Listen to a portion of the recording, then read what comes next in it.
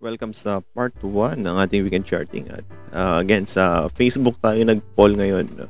So, kung gusto nyo makasama sa Facebook, di-click nyo yung description sa ilalim at may link dyan papasok sa Facebook natin. And yun, makakasama kayo sa ating mga poll. Ayan. Plus, if you want to join our Discord ng YouTube subscribers, sa YouTube naman meron dyang sa tabi ng subscribe, meron dyang join button. No? So, makaka-join kayo sa ating Discord na created by mga members ng YouTube or subscribers. Yeah. Okay, so dahil ito na yung inyong stock request, napili na natin yan, no? Nakuha natin yung top 10, top 11 actually yung lumabas. And ito na ang ating part 1 and part 2. Okay? So, simulan natin sa number 1, BPI. Okay? So, banks, no? 3 banks at 2 REITs, isang dividends na OGP. Okay. BPI. Ganda ng chart ni BPI. Ayun, no? Kapal ng volume, increasing. Habang bumabagsak, increasing. Tapos lately, puro green na. No? Puro green. Ayan. Tapos near MA 200. Plus, may dividends pa, oh. Mayroon ka pang 1.43 dividends. So, kung bumili ka sa level na yan, matik, no? Wala kang slippage dahil bayad na ng dividends at up ka na ng 1%. So, green na dapat yan. Okay. Chart-wise, siya is long-term uptrend. Ayan. Dahil 2020 pa nagsimula yung uptrend na yan. At bihirang mabasag ang MA 200, no? Madalas is dumadaan lang doon. Nagta-touch lang. Minsan lumulubog pero bumabalik ulit, no? Mga touch lang. Ito halos hindi lumapat sa MA 200. At hopefully mag-bounce na siya mula dyan dahil good naman ang earnings niya. Ayan, no? 29% higher than estimates. Ang estimate lang niya is just 9 pero binigay niya is 24, so above yan sa target. Kaya pag chinek niyo ang kanyang PE or may PE ba dito? Ayun, no, 11 times na lang ang kanyang PE, pero pag chinek mo ang kanyang price to book, that's just 1.5, which is lower than the 10-year average, which is 1.9, meaning still undervalued to si BPI. Plus, ang kanyang price target or fair value is 148. So, at current level, you still have 14% upside. At may 3% tips pa. So, not bad for BPI. Lately, nagbigay siya ng 165. This time, 143. Okay din. Yeah. So far, good to, no? Dividends plus quality. Okay sa akin to BPI. Pero chart-wise, syempre, just follow the chart. At yun, resistance is yung level na yan, 138. Then after 138, pwede ulit sa mga... Tingnan natin kung mahihit niya tong double top na to. 149. Pero at this level, you have 6% upside. Okay? Pwede na. Saka ang ganda ng volume. Alam na yan ng mga nag-TA. Mga ganyang pormahan. Tapos mga ganyang... Diba activity natin yan? Kitang-kita na. Okay. Net foreign selling lang pero paubos na. So far, so good. Next is BDO. Another banks, financials. Ito, ano lang to, flattish yung earnings niya in line with consensus, so walang surprise doon. That's why paglabas is bumagsak siya, pero mabilis din namang nag-recover. Same with BPI, long-term uptrend yan. Okay, long-term uptrend at nagta-touch dito sa trend line na to. Yung MA 200 laging basag yan, so dapat dito ka sa trend line na to tumingin. Ayun. So, yung dip na to is pwede na. At ang resistance natin, I think ito ang kanyang fair value, 169. Check natin. Fair value ni BDO,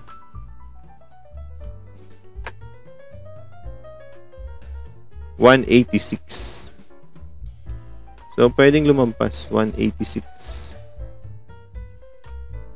Layo. Yun. Hanggang doon ang target price. Kaya, kung dahan-dahan. Pero initially, ang resistance mo dyan, syempre, dito muna. Sa 169 or 170. May dividends din.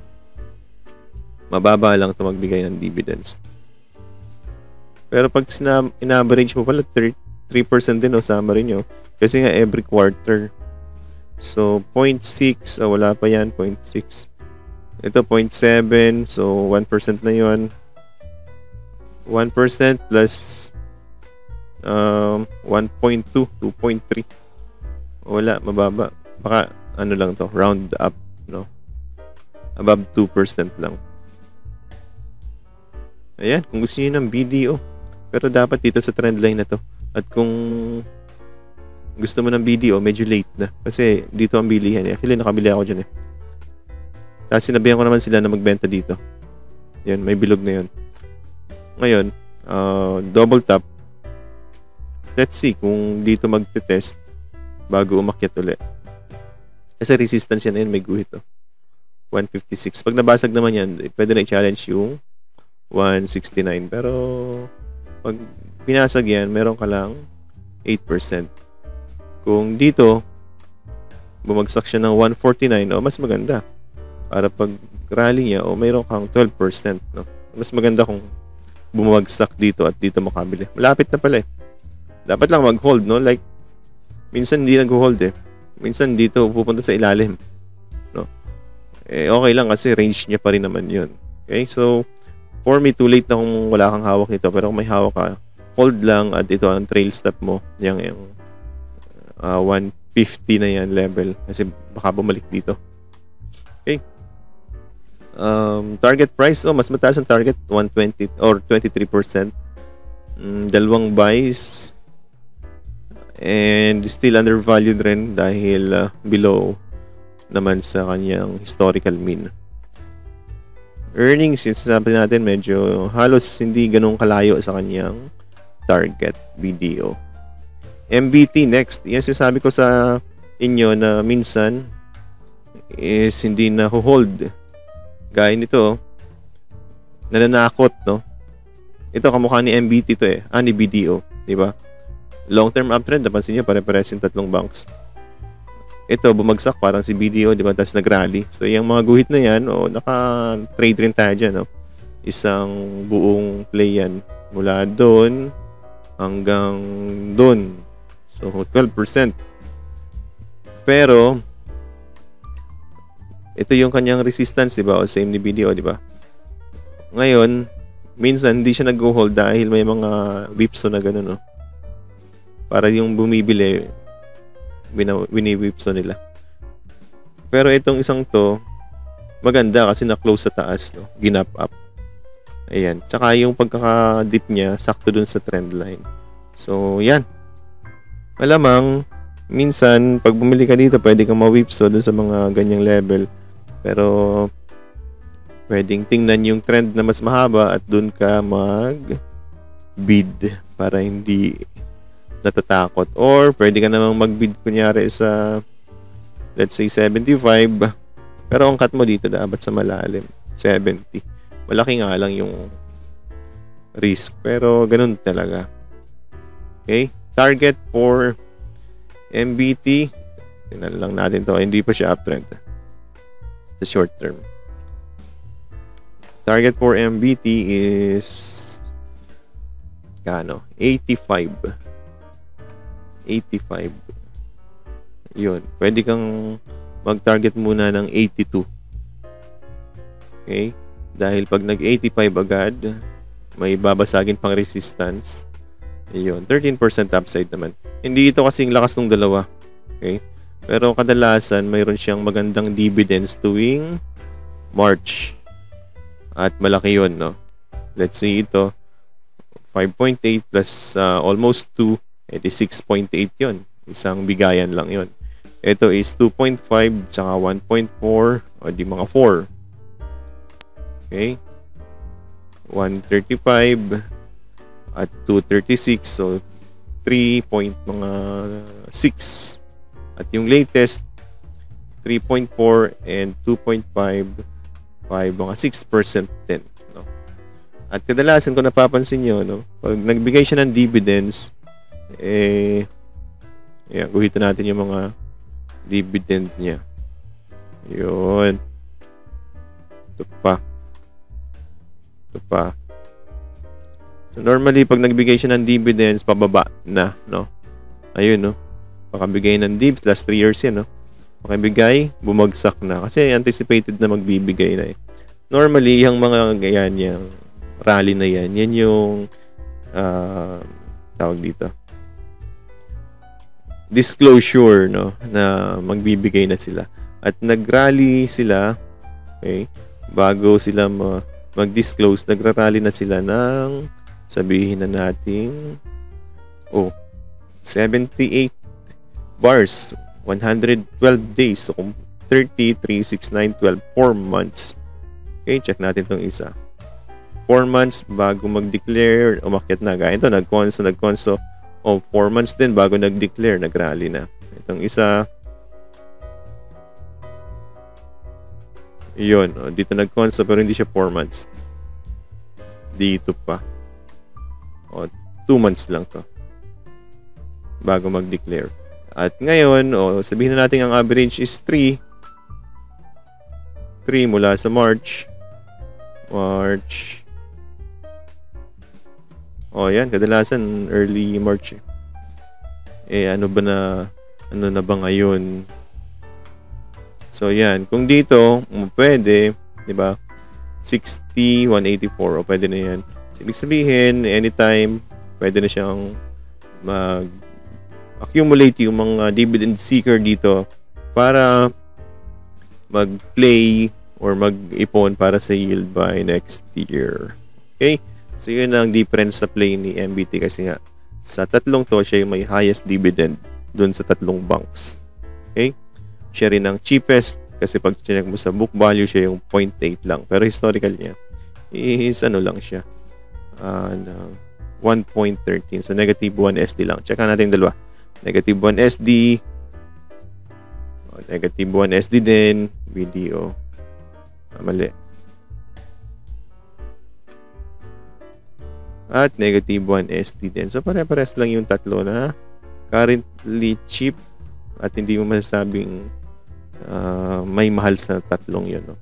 Same lang sila in terms of historical mean. Okay? So, maganda ang pagkaka-price yun ng tatlo. Ngayon, kung magpi-play ka ng dividends, di go for MBT. Kung magpi-play ka ng expansion, di go for BPI. Pwede rin naman BDO. Basta nasa support. Di mamili kayo, antayin yung lumapat sa support sa kanyo. Bilihin. Okay. RCR next. RCR walang sa REITs, wala kayong problema kasi ang gagawin nyo lang dyan. Tingnan lang yung yield. Yan lang naman ang gagawin nyo dyan. Wala nang iba. So RCR, ang yield niya is 6.78. Si ARIT naman, ang yield niya is 5.7. So parehas mataas ang yield pero mas maganda si RCR dahil mataas ang yield niya. 6.678. Pero parehas silang maganda. Okay? Si RCR maganda kasi mataas ang yield. At si ARIT naman maganda dahil may pina-priced in, may hinahabol. Okay? Hindi masyadong sino-check ang fundamentals nito maliban sa mga whale at saka yung additional infusion. No? Yield lang yung tinitingnan. So, for yield seeker, go for RCR dahil ito na yung pinakamaganda nga sa ngayon na mataas, hindi ganun kataas ang yield pero stable magbayad ng dividends. Tapos may variable pa siya ngayon. No? May galing sa ipinasok na asset. So, tapos chart-wise, maganda siya kasi nag-create siya ng support sa taas. So bias near as 8 or 5.8. Yan. Hindi naman binabasag so pwede kang bumili doon. Tapos meron kang dividends na 6.8. O yan, not bad, di ba? Pwede na yan kung dividend player ka. For ARIT naman, hindi ka bumili ng ARIT for dividends. So, bumili ka for rebalancing play. At sabi ko sa inyo last week, antayin nyo na mag-announce, huwag nyo nang ibenta muna. Hindi rin naman kayo makakabili ngayon eh. Kasi pag bumili ka, gaya nyo, no, ito lang yung dip. Napakaliit. No? Baka ma-whipso lang kayo. At pag nag-add kayo, baka tumaas lang yung average nyo. And who knows, baka pag-announce, ibenta na din yan. Kasi nga, alam na ng lahat yan. Okay? Kaya hindi na tayo nag-add ng position. Sell the news or kung gap down, i-sell pa rin kasi gain pa rin naman dahil sa ilalim pa tayo nagsimula dyan. Dito pa tayo nagsimula. 32. Bumili pa tayo sa 35. Matagal na play na to. Panalo ka naman sa dibs habang nag-aantay ka. Mayroon kang 3 dividends. No? So, hindi lugi. Okay. So, yan. Earnings, panalo pa rin yun, above estimates. So, lalo na si ARIT. Ayun, no? Okay. So, that's all. ARIT. Last, OGP. Tingnan natin kung may record ni OGP. Iyon, meron. Pero, walang nag-study kay OGP. Ang maganda lang kay OGP, chart-wise na lang tayo dahil wala namang fundamentals na nakukuha. Ang maganda lang kay OGP is dahil ang gold is increasing ang value, di dapat to ay pataas din. At mayroon tong magandang range. Yan. Yun, no? So, ang lapit mo na sa support. Pwede ng ayun, hindi sakto. Kaya pala hindi tumama. Actually, maganda ang range nito. Kasi malaki ang range niya. Pwede ka talagang kumita. Mag-aantay lang talaga. Yan. Plus, habang nag-aantay ka, meron kang dividends na ayun, 2.74%. Kinonvert na ba nila sa 56? And 5%, no? 5%, kung times 4 siya magbigay, so that's 20% per annum. Not bad. Kung 2.74 lang, depende, no? Tumaas kasi yung conversion, 58, no? From 56. So, sabihin natin average na 3. So, that's 36912. 12% per annum. Mas mataas pa to sa REITs. So, good rin tong play na to. Plus, may additional siya sa FTSE. Though walang masyadong follower ang FTSE, pero kahit na walang FTSE, goods pa rin yan kasi nga maganda yung dividends niyan. So, currently, nasa support yan. At kung gusto nyong patulan, maglagay lang kayo ng cut loss hanggang dito sa yan. Kung kaya nyo yung tanggapin niya 7% cut na yan, pwede na kayong bumili sa current level. Hindi dito kasi baka i-whipso lang. Yan, pwede kasing horizontal. Siyempre, ang target. Di dun sa previous high, no? 16. Dito lang ako nagbenta niyan sa 15.50. Yun, no? Mula dito hanggang dito. Sinabihan ko naman sila, no? Yan, bumili ako dyan. At sinabihan ko sila na, nagbenta na ako sa 15.50. 20% gain, not bad. At so far, namimigay ulit ng entry. Pwedeng i-accumulate. Yan. Pero wag masyadong umasa kasi syempre hindi pa ganun kaganda ang paligid. Pero kung investor ka, dividend player ka, at long term ka, why not? You know, mayroon na tayong bullish divergence. Okay? Long term yan, no? Not for short term play. Okay? So that's all for today's lang ganda ng earnings of 620. Previously, negative 30. 830M. 830 na, biglang 220. Low base pala yun. 830M. 4B. 5B. Lumaki yung revenue pero lumiit yung net income. Meaning, maliit yung income niya previous year, no? 600. Pero mas malaki ang dividends niya ngayon. 0.0138. 0.00. Malaki talaga. 0.37. 0.81. Yan. Malaki talaga ngayon.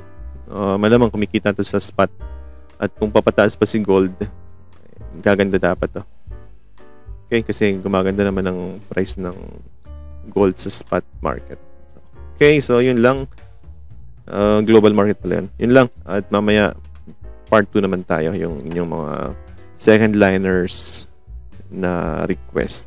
Yun, kita-kits part 2. If you want to join our Discord sa YouTube, just click the join your subscribe button para makatambay kayo sa ating Discord group.